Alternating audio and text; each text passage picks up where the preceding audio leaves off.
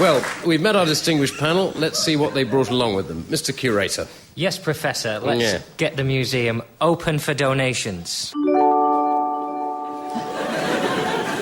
So we'll start with Ronnie's room. We've got some dangerous things in the museum, and there have been quite a few accidents, and what has been described as an unacceptably high mortality rate.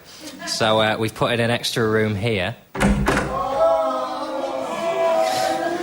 It's the Museum of Curiosity Hospital Wing, which I believe you can help us out with some staff for. That's right, yeah. I want to first put in Dr. Barry Marshall, who is an living Australian doctor that proved that bacteria, specifically Helicobacter pylori, was the cause of nearly all stomach ulcers. Now, this doesn't sound much, but all peptic ulcers before had been thought by medical doctrine that they were caused by stress or spicy food or too much acid, and were very aggressively treated by hacking away surgically. And initially, this theory of his was ridiculed because doctors didn't believe that any bacteria could survive in such acidic conditions. And he found that bacteria can exist in stomachs. In fact, he won the Nobel Prize in 2005. But the reason why he's particularly interesting, he's a bit of a Crocodile Dundee character. And during his research to prove his theory one evening, he swallowed a whole Petri dish of this bacteria in an effort to prove his case.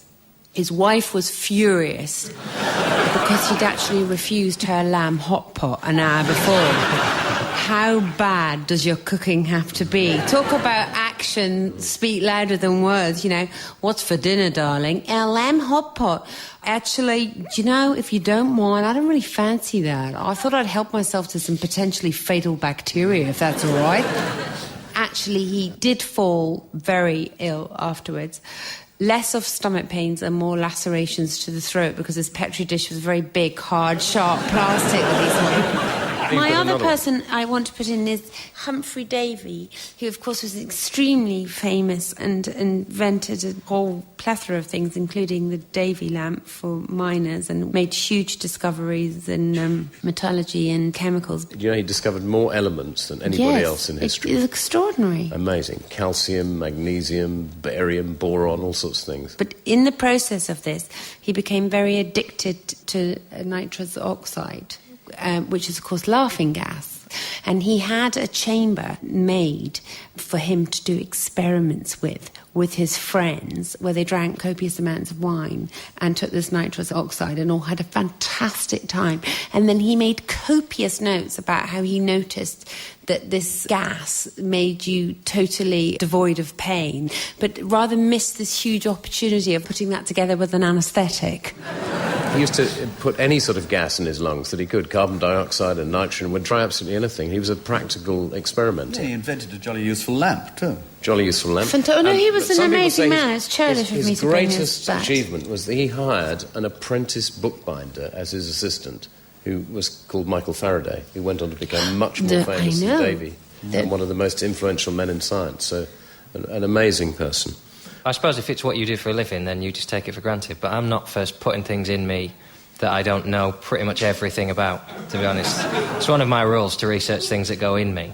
But we found out about a scientist called Gerhard Domark, who wanted to prove that cancer wasn't infectious. So he just injected himself with some. So I'm all for it, because I had my first... Last month I got pneumonia, and I've never had anything like that before. It's the first thing I've ever had where I thought, do you know, 100 years ago I might have just died. And now someone just gives you a blue pill and a yellow pill, and you have one a day for 2 weeks, and then you're telling silly jokes again. It's incredible. So it's incredible work that they do.